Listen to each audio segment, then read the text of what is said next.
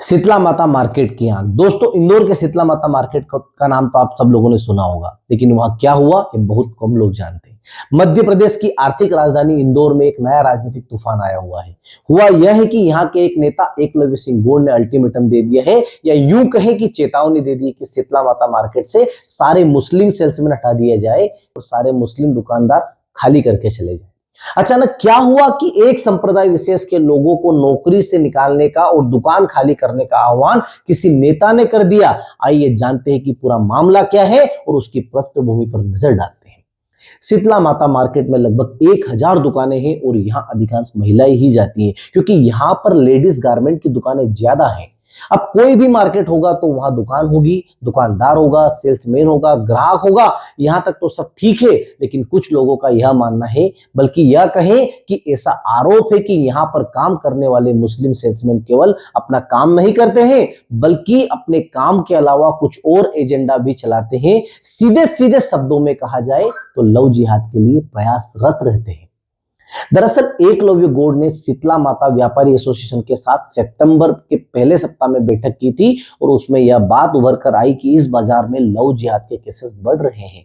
इस मीटिंग में market association के president Hema Panjwani, market association के सचिव अतुल नीमा भी उपस्थित थे। अतुल नीमा ने तो यह आरोप भी लगाया कि कहीं सेल्समैन मतलब मुस्लिम सेल्समैन अपने महिला ग्राहकों से अपना नंबर एक्सचेंज कर लेते हैं और इस बहाने से कि उन्हें लेटेस्ट डिजाइन भेज दिया करेंगे और लेटेस्ट डिजाइन के बजाय उन्हें मैसेज करना चालू कर देते हैं। पहले बातचीत, फिर दोस्ती, फिर नाम बदलकर जाल में फंसाना और फिर आगे लव जिहाद, ये एक पैटर्न है। खैर ये सब आप जानते हैं। मुद्दे पर आते हैं। दरअसल सारे मामले की शुरुआत जून के महीने से हुई, क्योंकि जून महीने में अनवर कादरी नाम के एक पार्षद पर मुकदमा दायर किया गया कि उन्होंने लव जिहाद के 2 मुसलमान युवकों को पैसा दिया। पुलिस ने बताया कि साहिल शेख और अल्ताफ शाह ने पूछताछ में कबूला कि कादरी ने उनको पैसा दिया था। यहीं से इंदौर में लव जिहाद के ऊपर एक नए सिरे से बहस छिड़ गई। देश के अनेक हिस्सों में इस प्रकार की बहस चलती ही रहती है। इंदौर के पास बुरहानपुर और नेपानगर में लव जिहाद जैसे मामले को लेकर ही 2 हिंदू युवतियों के मर्डर हो गए।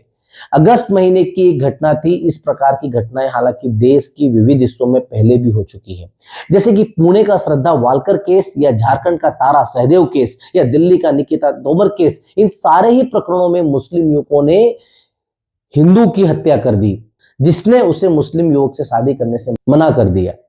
लेकिन सवाल उठता है कि यदि एक मार्केट से किसी समुदाय विशेष को मतलब मुस्लिम समुदाय के युवकों को नौकरी से हटा भी दिया गया तो हो जाएंगे बर्तन मार्केट या सराफा बाजार।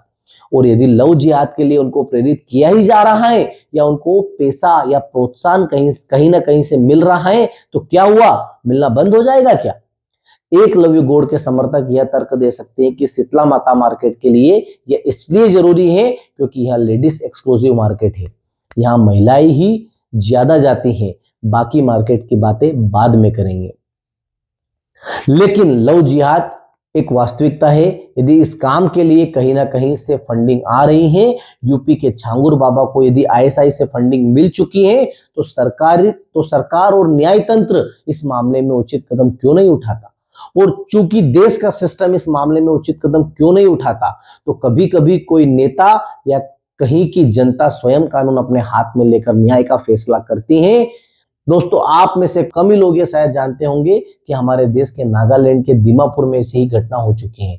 हुआ यूं कि 23 फरवरी 2015 को फरीद खान और उसके साथी ने एक 20 वर्षीय युवती को अगवा किया, उसे जहरीला पदार्थ खिलाया पिलाया और फिर उसके साथ बार बार उसे मुंह बंद रखने के लिए 5000 रुपए भी दिए गए। लेकिन वह लड़की पुलिस थाने पहुंची और पुलिस ने फरीद खान को गिरफ्तार कर लिया और फरीद खान को दीमापुर की जेल में भी भेज दिया गया। लेकिन जैसे जैसे घटना की खबर फैली तो लोगों में गुस्से का गुब्बार फूट पड़ा, क्योंकि जनता यह जानती है कि कोर्ट में केस सालों साल चलता रहता है और अपराधी को सजा नहीं होती है। इसलिए 7-8 हजार लोगों की गुस्साई हुई भीड़ दीमापुर की सेंट्रल जेल पहुंच गई। जेल तोड़कर वहां से फरीद खान को खींच ले आई और फिर उसकी पीट कर वहां के घंटाघर तक ले गई और घंटाघर की रेलिंग पर बांध दिया। बताने की जरूरत नहीं है कि इतनी समय की पिटाई और ढुलाई के बाद फरीद खान की जान जा चुकी थी। पहले माना गया कि फरीद खान बांग्लादेश का आया हुआ घुसपैठिया है, लेकिन बाद में पता चला कि वह तो असम के करीमगंज जिले का रहने वाला है। अब एकलव्य गौड़ का मुस्लिम सेल्समैन को बाहर करने का यह आह्वान शांति के पक्ष में रहेगा या विरोध, यह तो समय ही बताएगा। आपको वीडियो पसंद आया तो इसे शेयर जरूर कीजिएगा, क्योंकि ये बात इंदौर की है दोस्तों।